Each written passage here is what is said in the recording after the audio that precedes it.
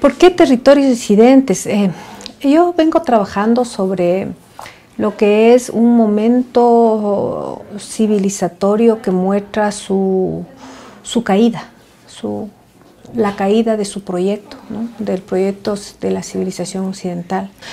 ¿Dónde veo esta caída? Entre otras cosas, es en que el capitalismo en su expansión ha ido destruyendo todo el universo simbólico que en un momento le daba un rostro humano al capitalismo, un rostro más amigable, si se quiere, ¿no? Tema de derechos humanos, tema de la fantasía del progreso, el estado de bienestar, la misma democracia, ¿no? A pesar de que ya la teoría crítica había hecho fuertes, digamos, debates sobre este carácter contradictorio, por ejemplo, de la democracia, de los derechos humanos, pero de todas maneras te daba un marco más amigable para el ser humano. Pero en los últimos 60 años, en la expansión del capitalismo, va comiéndose todas estas formas más amigables y va apareciendo en su rostro más salvaje, más brutal, ¿verdad? Y entonces parte de eso es que el Estado ya no te da ni siquiera un mínimo marco de negociación. Cada vez te da menos marcos de negociaciones con los sectores sociales, con los sectores populares.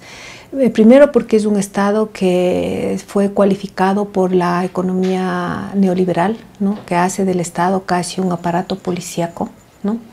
Y por otro lado porque también el Estado ha sido tomado por el capital mafioso, o sea, el capitalismo ilegal ha atravesado el Estado. Entonces, ni siquiera ese Estado, ya que Marx llamaba que era un Estado de clases, pero que de alguna manera te daba un marco de negociación, existe ya, o sea, o está en proceso, desde mi punto de vista, de desaparición. Entonces, claro, el tema de los movimientos sociales en la categoría europea de movimientos cuyo interlocutor es del Estado y que pulsan para ampliar derechos, pero en interlocución con el Estado, sobre todo en América Latina, con el caso de México, por ejemplo, ¿no? Y lo que se extiende para el resto de América Latina por el tema de estas economías mafiosas, se vuelve un poco como complicado de asumir esta categoría. Es decir, que los movimientos ciertamente que tú puedes pulsar con una interlocución para el Estado, pero como que de antemano sabes que no va a pasar nada, porque el mismo Estado es cómplice de una violación sistemática de los derechos humanos en todas las esferas de la vida, y no solo en los últimos años, cuando está atravesado por el capital ilegal, sino cuando el Estado aquí funcionaba como aparato policíaco. Eso ha sido en América Latina, represor, torturador, y no se diga ahora que está atravesado por la economía ilegal. Entonces, claro, en este contexto, como que esta categoría, como ya lo dice Civechi, también es como que no permite entender cuáles son las nuevas formas de organización y de movilización de la sociedad en búsqueda de su propia protección y de la defensa de la vida y la dignidad.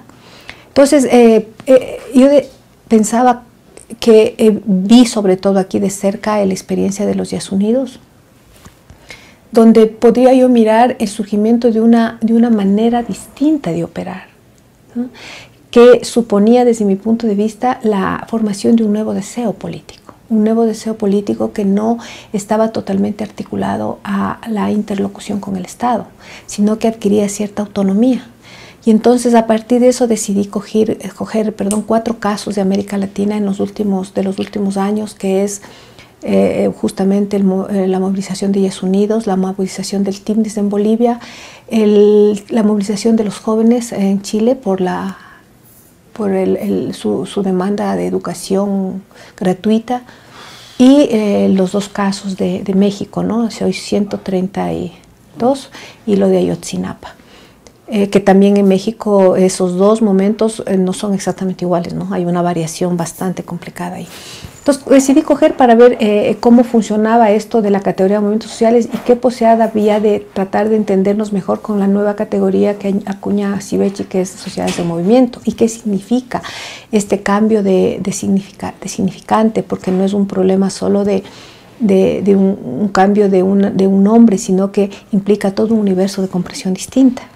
Y entonces, a partir de todo el estudio que hice, surgió la idea de que estas sociedades moviéndose lo que pueden ir configurando son territorios de disidencia en un contexto de caída civilizatoria.